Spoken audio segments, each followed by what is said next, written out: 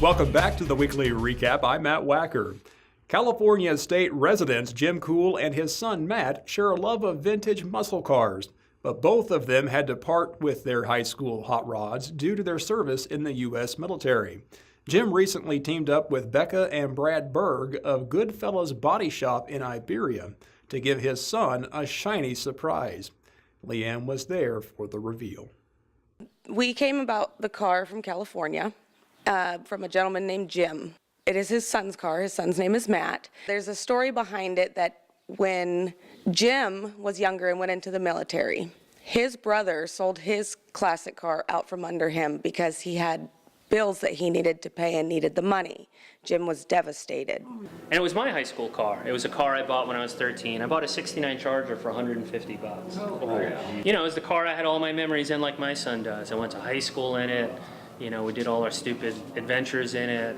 And then I joined the Marines, and when I got out, I kept asking my brother, hey, you know, is my car ready? I wanted to come pick it up and drive it. No, it's not ready to drive it. No, you can't drive it. No, it's you know, won't make the trip. No, I got to do this. No, it's over stored here. And then one day I called him, and he says, Jim, I sold that car years ago. And my heart just stopped. You know, he was in a bad bind, you know.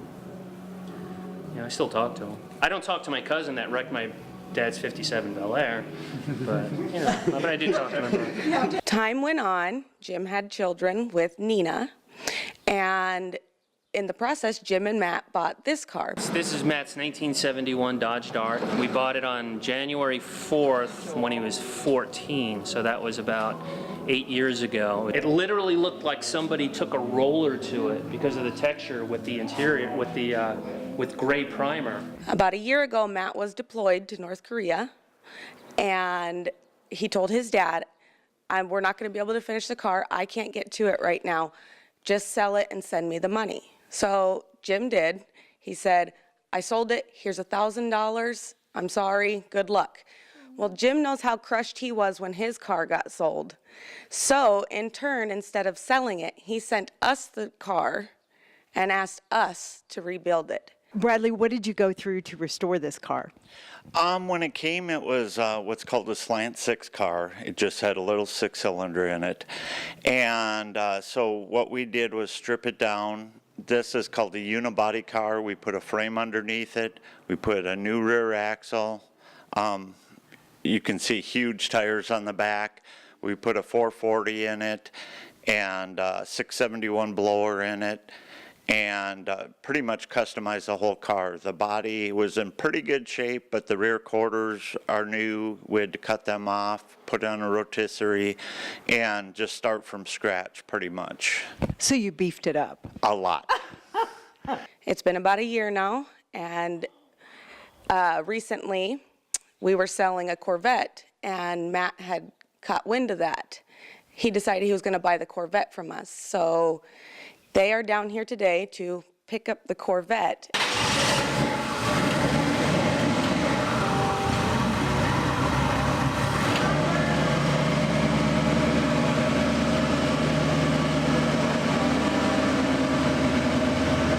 Matt has no idea that this Dodge Dart Swinger is here. None, not at all. What do you think Matt is going to say when he sees this car? Well, during the process, you kind of forget how much you've done. So I seen what it looked like when it came in, and like his dad says, he won't even recognize it's his car. It was black and green and just a standard car, and now it's definitely not. Now it looks like a life-size Hot Wheel.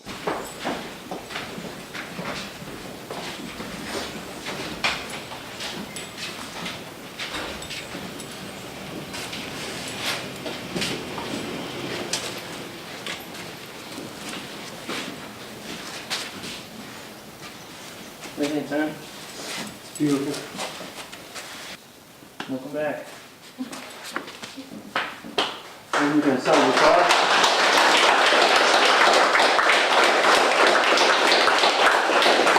I'll sell your first car.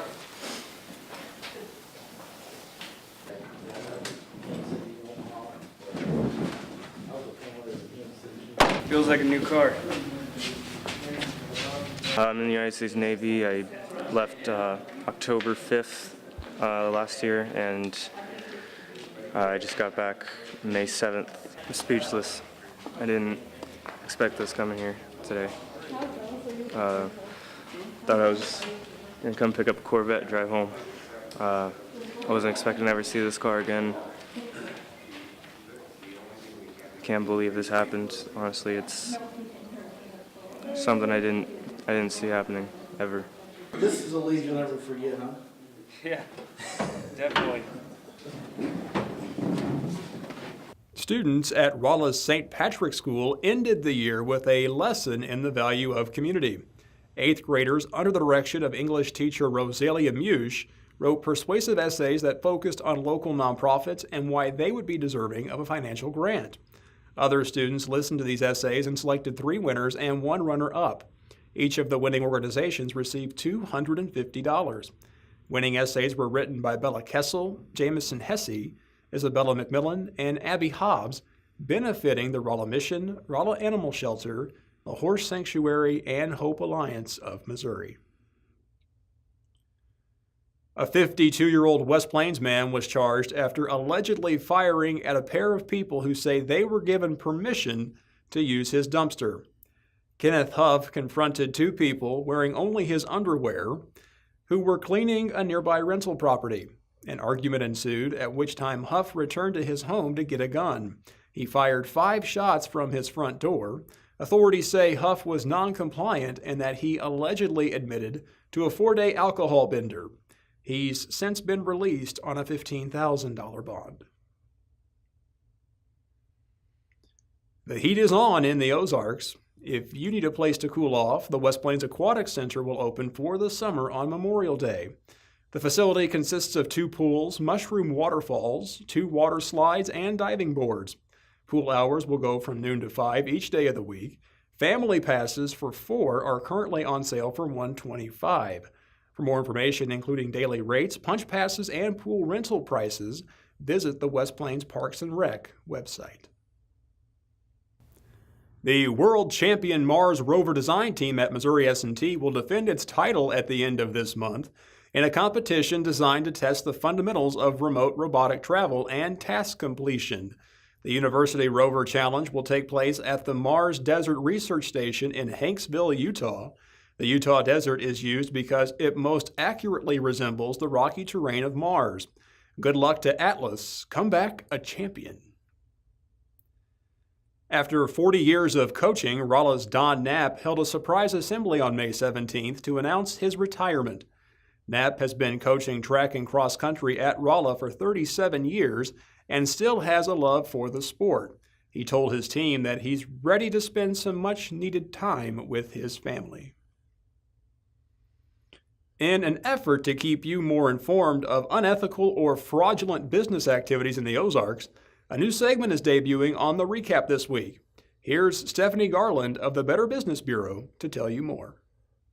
If you lost money to a scammer using Western Union between January 1st, 2004 and January 19th, 2017, there is good news for you. That deadline to actually get back some of the money that you've lost, that has actually been extended. That's May 31st. That's coming up really soon. This follows a joint investigation by the Federal Trade Commission, Department of Justice, as well as the U.S. Postal Inspection Service. You don't have to be a U.S. citizen in order to participate in the FTC settlement.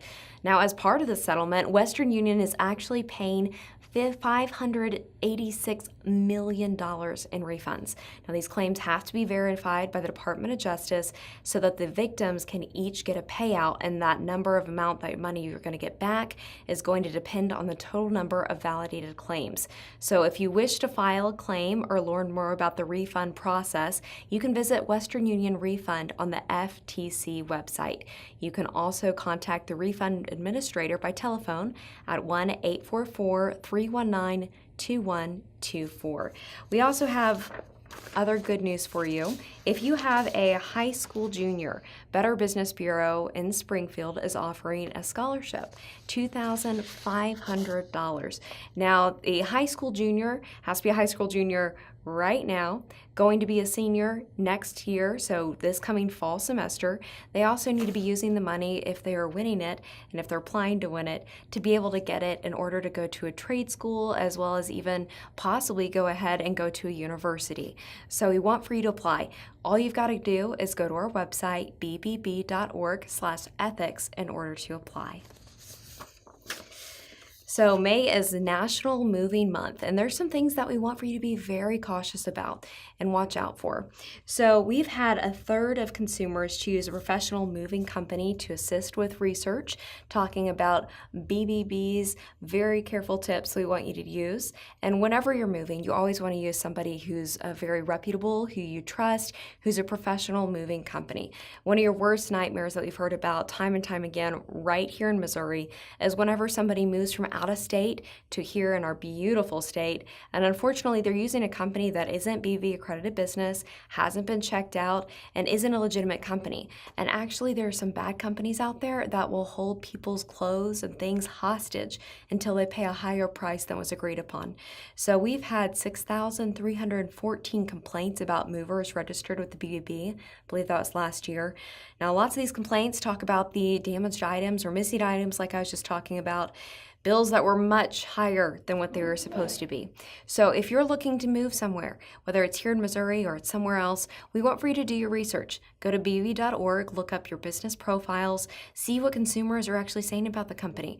Look at that letter grade, that's really important. If it's an F-rated company, for example, I might not choose to use them.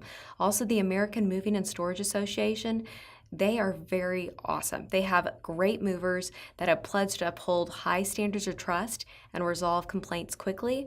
So look for BB accredited businesses as well as AMSA Pro movers. And make sure that the length of a time a company has been in business is legitimate. Make sure they're not just saying whatever they are, like 10 years when it's really been only 2 months.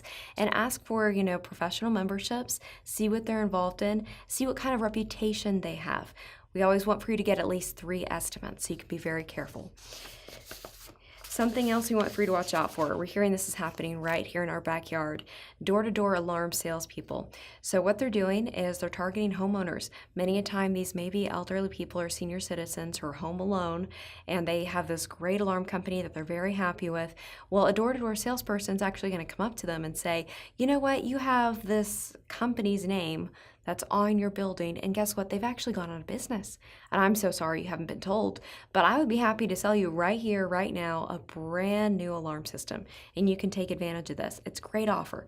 All you got to do is sign up right now. So a lot of our senior citizens who live at home alone are falling for this. They're signing up for this alarm system without verifying first that their business has, or the one that they're already using has actually gone out of business, which is not true. And then whenever bills come in the mail, they're suddenly stuck paying for 2 alarm companies. And for some people who are living off of Social Security or retirement, that can be really tough. So if you're at home, we want for you to be very careful. If somebody's coming to your door saying that your company that you're using has gone out of business, we want for you to politely shut the door.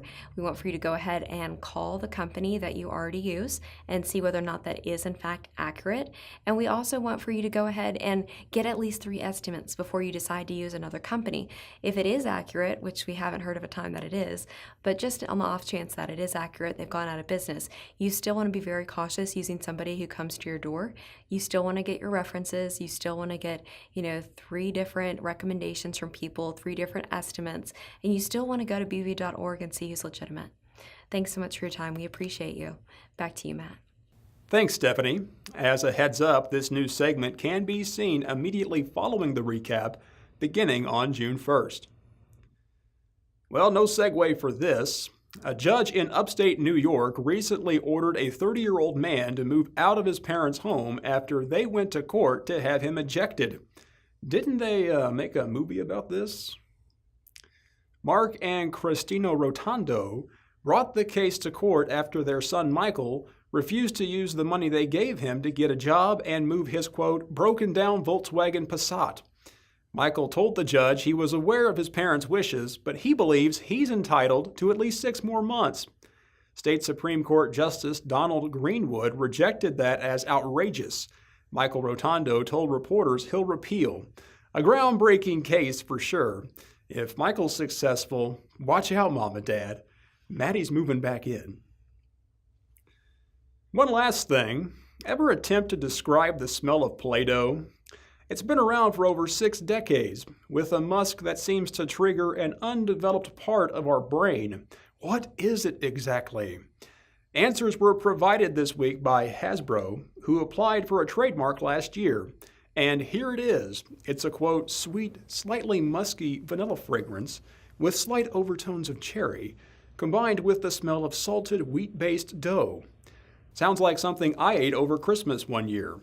Now, there already exists Play-Doh scented candles and even cologne, so if you really want to impress that date, head down the toy aisle. That's all for now. Thanks for watching the weekly recap. I'll see you next time.